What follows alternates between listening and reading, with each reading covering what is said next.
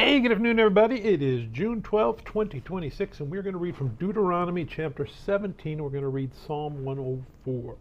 All right, so in Deuteronomy 17, Moses is continuing to talk about justice and how it's going to be applied once the Israelites have gone into the promised land. And he anticipates that they're going to ask him for a king, which they do eventually. And he starts to lay out the qualities that a king must have to be a godly king, which we see that the people ignore and the kings ignore. But we'll get to that when we get to that. So let's start with Deuteronomy chapter 17. You shall not sacrifice to the Lord your God a bull or a sheep which has any blemish or defect, for that is an abomination to the Lord your God. If there is found among you within any of your gates which the Lord your God gives you, a man or woman who has been wicked in the sight of the Lord your God in transgressing his covenant, who has gone and served other gods and worshipped them, either the sun or moon or any of the host of heaven which I have not commanded, and it is told you and you hear of it, then you shall inquire diligently. And if it is indeed true and certain that such an abomination has been committed in Israel, then you shall bring out to your gates that man or woman who has committed that wicked thing, and shall stone to death that man or woman with stones. Whoever is deserving of death shall be put to death on the testimony of 2 or 3 witnesses. He shall not be put to death on the testimony of 1 witness. The hands of the witness shall be the first against him to put him to death, and afterward the hands of all the people. So you shall put away the evil from among you. So the evil specifically being talked about is idolatry. If someone is accused of idolatry, it needs at least 2 or 3 witnesses to say, yes, we saw him do this exact thing, before you would execute sentence on him. And as a further incentive, the person who does the accusing is going to be the one that throws the first stone, essentially. So you putting a lot of emphasis on the person that accuses them has to prove their case. And not only do they have to prove their case, but they have to be willing to actually carry out the sentence. If a matter arises which is too hard for you to judge between degrees of guilt, for bloodshed between one judgment or another, or between one punishment or another, matters of controversy within your gates, then you shall arise and go up to the place which the Lord your God chooses. So each town or city necessarily would have their own judge to decide matters, but if it was a really sticky situation and they couldn't decide, then they go essentially to Jerusalem and go before the council and say, okay, we have this matter that we could not decide, and we're going to let God choose for us.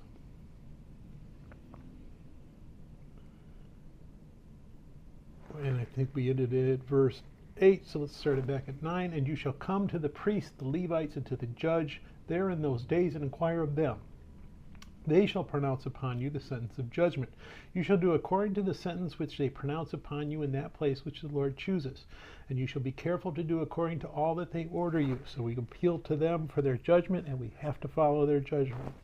According to the sentence of the law in which they instruct you, according to the judgment which they tell you, you shall do. You shall not turn aside to the right hand or to the left from the sentence which they pronounce upon you. Now the man who acts presumptuously and will not heed the priest who stands to minister there before the Lord your God, or the judge, that man shall die. So you shall put away the evil from Israel, and all the people shall hear and fear, and no longer act presumptuously. So God really did not like idolatry. Still doesn't like idolatry. That is the corrupting influence that leads the people astray, and we're going to see that over and over again. So 0 tolerance is essentially what he's pronouncing here. Verse 14, when you come to the land which the Lord your God is giving you, and possess it and dwell in it, and say, I will set a king over me like all the nations that are around me. You shall surely set a king over you whom the Lord your God chooses. One from among your brethren you shall set as king over you. You may not set a foreigner over you who is not your brother, but he shall not multiply horses for himself, nor cause the people to return to Egypt to multiply horses, for the Lord has said to you, you shall not return that way again. Neither shall he multiply wives for himself, lest his heart turn away, nor shall he greatly multiply silver and gold for himself. Also it shall be, when he sits on the throne of his kingdom, that he shall write for himself a copy of this law in a book, from the one before the priests, the Levites, and it shall be with him, and he shall read it all the days of his life, that he may learn to fear the Lord his God, and be careful to observe all the words of this law and these statutes, that his heart may not be lifted above his brethren, that he may not turn aside from the commandment to the right hand or to the left, and that he may prolong his days in his kingdom, he and his children, in the midst of Israel. So when they decide on a king, the king can't acquire horses for himself. Don't go to Egypt for horses. Don't acquire lots of wives for himself. Don't acquire lots of silver and gold for himself. And he has to sit down with the law, the Pentateuch, these 5 books that we've just read, and write them all out so that he knows every word that's in them, because he is supposed to follow them. He is God's king. We'll see how that turns out later. Not well, I'm afraid. Let's go to Psalm 104. Praise to the sovereign Lord for his creation and providence.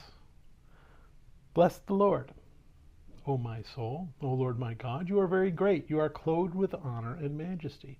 You cover yourself with light as with a garment, who stretch out the heavens like a curtain.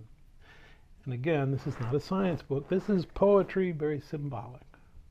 He lays the beams of his upper chambers in the waters, who makes the clouds his chariot, who walks on the wings of the wind, who makes his angels spirits, his ministers a flame of fire. You who laid the foundations of the earth so that it should not be moved forever, you covered it with the deep as with a garment. The waters stood above the mountains. At your rebuke they fled. At the voice your thunder they hastened away. Now the water above the mountains could be the flood, but it's probably talking about creation. As we move through it, it seems like it's going to walk through each day of creation. Pick it up at 7. At your rebuke they fled. At the voice of your thunder they hastened away, the waters.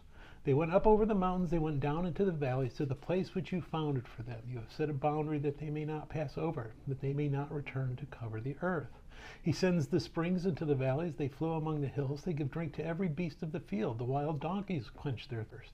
By them the birds of the heavens have their home. They sing among the branches. He waters the hills from his upper chambers. The earth is satisfied with the fruit of your works.